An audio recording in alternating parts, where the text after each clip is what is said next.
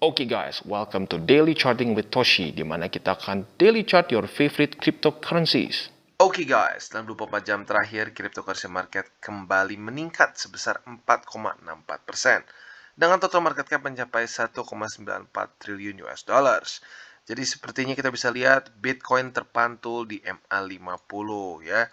Dimana sebelum-sebelumnya dia gagal terus terpantul. Tetapi kemarin ya, lebih tepatnya daily close pada hari ini menunjukkan bahwa Bitcoin menemukan pantulan yang sudah kita tunggu-tunggu ya. Nah, lalu selanjutnya kita bisa juga karena Bitcoin terpantul, otomatis yang lain ikutan recover. Sekali lagi, ini adalah reminder bagi kita bahwa Bitcoin masih menguasai seluruh cryptocurrency market. Ya. Ethereum kembali di atas 3.000 US dollars, dia peningkatan sebesar 6,38%. BNB kembali lagi di atas 400 dolar dengan peningkatan sebesar 5,56%. Lalu XRP juga meningkat lagi sekitar 5%-an. Cardano meningkat 5,48%, Solana meningkat 10,93%, dan seterusnya. Jadi ya intinya ini mulai ke bounce back oleh Bitcoin. Nah, tentunya nanti buat detail TA-nya kita akan bahas di belakang. For now, kita akan update dulu mengenai The Feds. Oke, dan kita akan bahas mengenai The Feds, atau lebih tepatnya akan mengupdate mengenai meeting emergency mereka yang kemarin dilakukan pada tanggal 14 Februari. Jadi luar biasa ya, lagi Valentine tapi The Feds malah emergency meeting. Nah, jadi kita bisa lihat bahwa ini tuh kurang lebih ngomongin mengenai discount rate.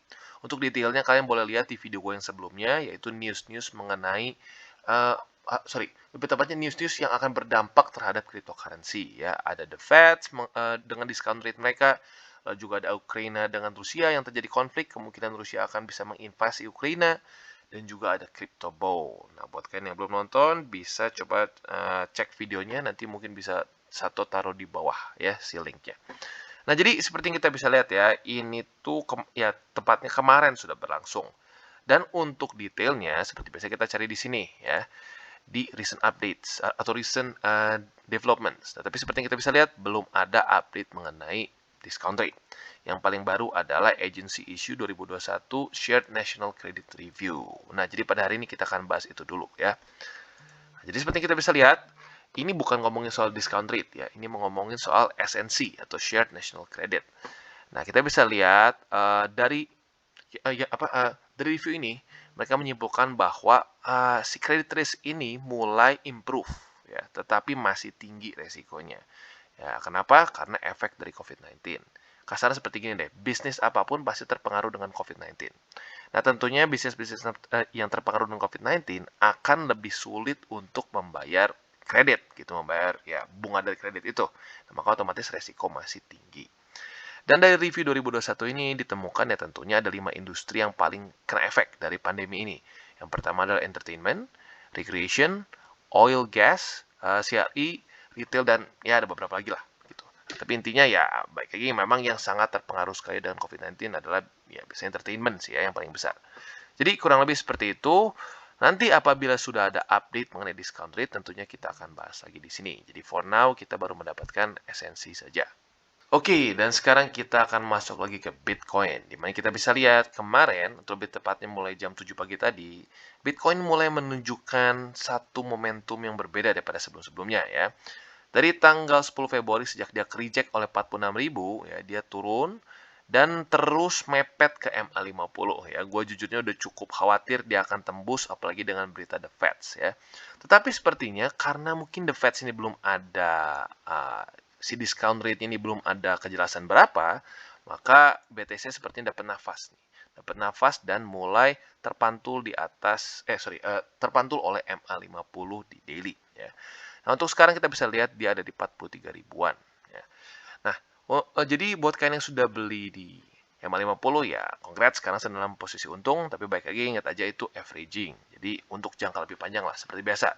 Gue selalu menyarankan untuk cryptocurrencies in general lebih baik kita jangka panjang dibandingkan jangka pendek.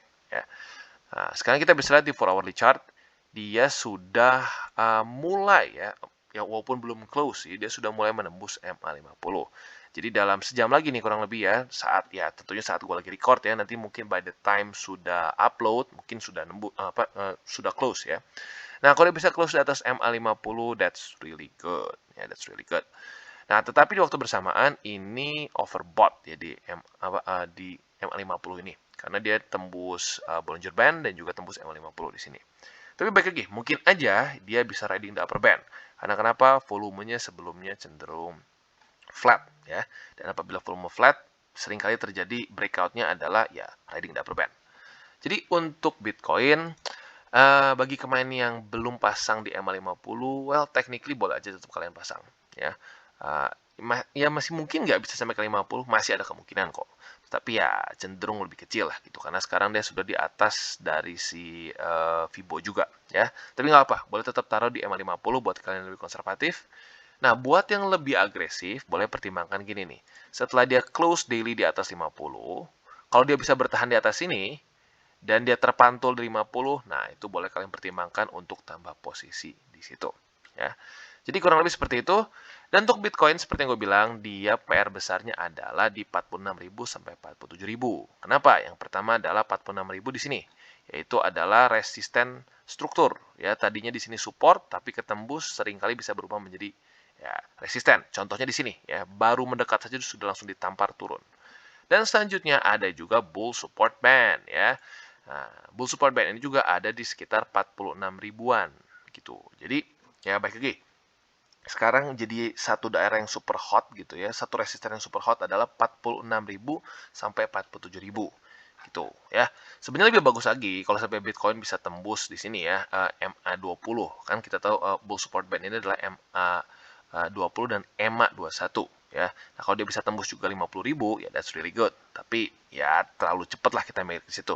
Lebih gampang kita fokus dulu ke 46.000 sampai 47.000. Kalau dia bisa mulai close weekly di atas sana, that's really good ya. Jadi itu salah satu price point yang gua perhatikan.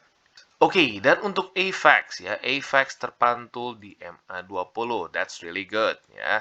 Dan sekarang dia sedang bertarung dengan MA50 di daily. Jadi overall, it's looking good untuk AVAX ya. Dan apa namanya, tentunya ya terpantul di 20 ini sangat terbantu juga dengan Bitcoin yang rally lagi ya, seperti gue bilang kemarin ya. Apabila Bitcoin berhasil rally atau minimal dia sideways, menurut gue AVAX bisa selamat, dan ternyata benar ya, dia mulai terpantul di MA20. Nah, tentunya walaupun seperti itu ya, MA50 ini masih menjadi satu resisten yang lumayan ini juga ya, sebenarnya masih lumayan menyeramkan.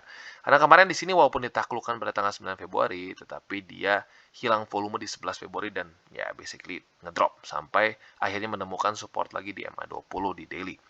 Nah, jadi PR terbesar untuk AVAX adalah menembus MA50 di daily dan close di atasnya ya. Dan tentunya ada beberapa skenario ya.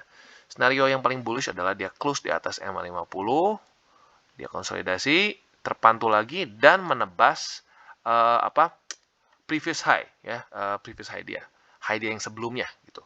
Nah, kalau dia bisa close di atas dari high yang sebelumnya lagi, itu benar-benar skenario yang terbaik untuk AVAX. Karena artinya apa? Dia menunjukkan momentum untuk lanjut lagi ke atas dan membuat higher high. Gitu. Itu yang paling bullish.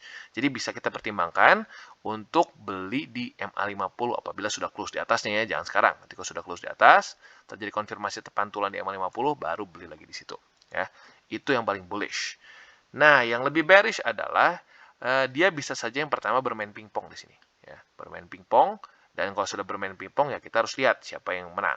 Apakah MA50 atau 20 ya. Kalau 50 menang berarti ya baik dia breakdown ke bawah 20 dan ya that's bad. Gitu ya. Berarti dia memecah memecah momentum higher low sekarang ya. Nah, lalu kalau mau yang lebih bearish lagi itu bisa saja sampai dia tembus MA200. Dan tentunya menurut gue itu kalau bisa sampai tembus MA200 adalah apabila Bitcoin ngedrop sampai 40 ribuan gitu, bahkan even di bawah 40 ribuan ya. Jadi untuk FX kurang lebih seperti itu ya, walaupun sangat bagus sekarang secara TA-nya, tapi tentunya masih sangat terpengaruh sekali dengan Bitcoin ya. Dan mumpung kita baru mulai, gue ingin ingatkan lagi bahwa DCWT ini sekali lagi bukanlah financial advice. Itu yang pertama ya, bukan financial advice.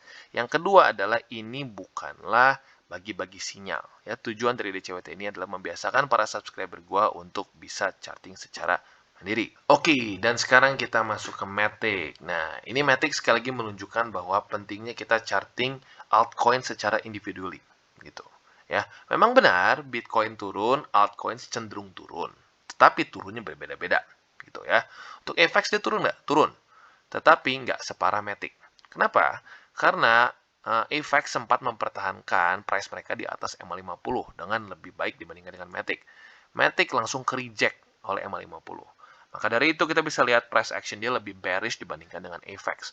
Walaupun sama-sama turun, tetapi lebih parah Matic. Karena kenapa? Yaitu dia ke reject dan tembus MA200. Untuk AVAX dia bahkan bisa bertahan di MA20, ya jauh dari 200. Nah, itu dia makanya kenapa sekali lagi gue ingatkan untuk tetap charting per satu aset atau per satu altcoin tetap harus kalian charting ya. Nah, jadi untuk Matic kemarin kalau AVAX bisa kita lihat dia terpantul di 20, tapi untuk Matic dia malah cuma ngedoji saja ya, walaupun ya ada bodinya dikit sih mungkin apa ya masuknya bikin spinning top mungkin ya. Tapi ya tipis. Nah, jadi untuk sekarang Matic PR-nya adalah ya dengan sangat jelas menembus lagi EMA 200 dan 20. Semoga saja pada hari ini ya dia bisa close daily di atas MA 20 dan 200 di waktu bersamaan. Kalau sudah seperti itu, nah buy limitnya mulai kita bisa pikirkan lagi di daerah situ 20 atau 200. Tapi for now masih wait and see ya. Nah, jadi kurang lebih seperti itu untuk Matic dan di weekly-nya kita bisa lihat ya dia mulai ya minimal nggak secara price action nggak langsung ngejebol ke MA50 di weekly ya. Dan ya tentunya ini masih sangat terpengaruh juga dengan BTC ya. Kalau BTC mulai ngambek lagi, ya menurut gua sih MA50 target buat Matic gitu. Tapi kalau BTC bisa terus mempertahankan seperti ini, bahkan bisa rally, bahkan lebih gila lagi kok bisa sampai ke 50.000, ya Matic bisa selamat ya. Jadi kurang lebih seperti itu untuk Matic, wait and see, tunggu dulu sampai dia bisa close di daily di atas MA220, baru kita pertimbangkan untuk beli lagi pantulannya di daerah situ. Oke, dan selanjutnya FTM. Untuk FTM kita bisa lihat dia nggak sampai kena MA200, masih terselamatkan dulu oleh Bollinger, walaupun kembali lagi di reject oleh $1.95. Ya. Jadi ini kita bisa lihat dengan sangat jelas sekali, tadinya support berubah menjadi resisten. Ya, ini sudah berkali-kali terjadi di berbagai macam aset. Makanya gue lebih suka ya menggunakan itu, moving average dan juga struktur resisten. Ya, simpelnya gini, trading dengan menggunakan support resistance gitu. Nah, jadi untuk sekarang kita bisa lihat dia runningnya mulai di atas dari $1.95. Tapi baik lagi ini masih ada 20 jam lagi. Semoga saja tidak tertampar atau tidak terpukul oleh MA50 seperti biasa yang kita sering juluki si tukang pukul gitu. Nah, jadi kalau untuk buy limit si FTM gue tetap masih setia di MA200 saja ya karena gue ya buat kalian tahu gue lebih konservatif ya. Jadi gue tunggu aja gitu karena MA20-nya biasanya masih bisa ganas gitu ya.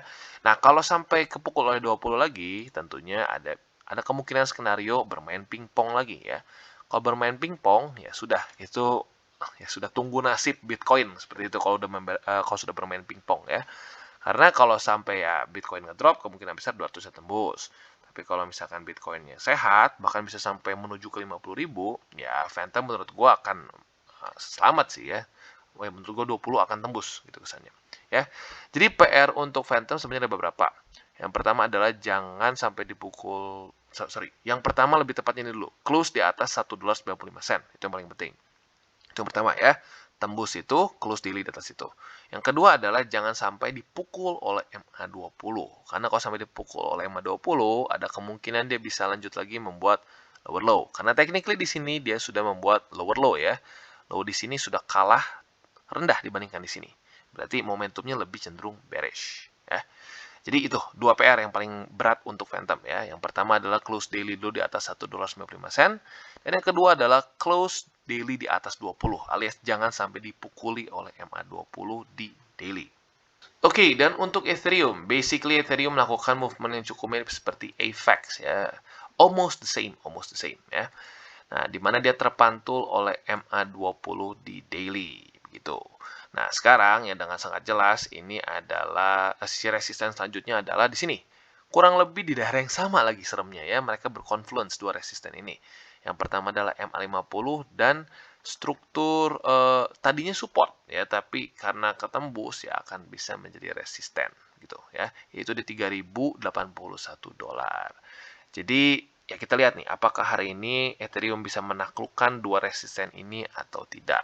Ya, kalau tidak, kemungkinan besar pingpong lagi. Ya, jadi pada hari ini banyak yang sepertinya lagi mood untuk bermain pingpong ya. Kalau bermain pingpong ya sama aja kayak FTM sebelumnya ya. Apabila BTC-nya cenderung bullish, ya berarti kemungkinan menangnya adalah ya yang bawah, si support. Tapi kalau BTC-nya drop atau bearish gitu ya, dia ya yang dump gitu kesannya ya, yang menang kemungkinan besar akan resisten gitu ya. Jadi quite simple ya untuk Ethereum, untuk Ethereum quite simple. Masih di MA20 si support utamanya. Jadi buat kalian yang ingin tambah posisi di Ethereum, boleh pertimbangkan di MA20. Atau kalau kalian merasa lebih bearish, bisa juga di $2.768. Oke, jadi kurang lebih seperti itu untuk Ethereum. Oke, dan selanjutnya kita masuk ke Polkadot. Nah, Polkadot jujurnya secara TA nggak terlalu bagus ya, mirip-mirip seperti Cardano. Di mana yang lain sedikit naik, dia cenderung ya begitu saja gitu ya, nyaris ngedoji ya, walaupun lebih ke spinning top, tapi spinning top kurus gitu kesannya.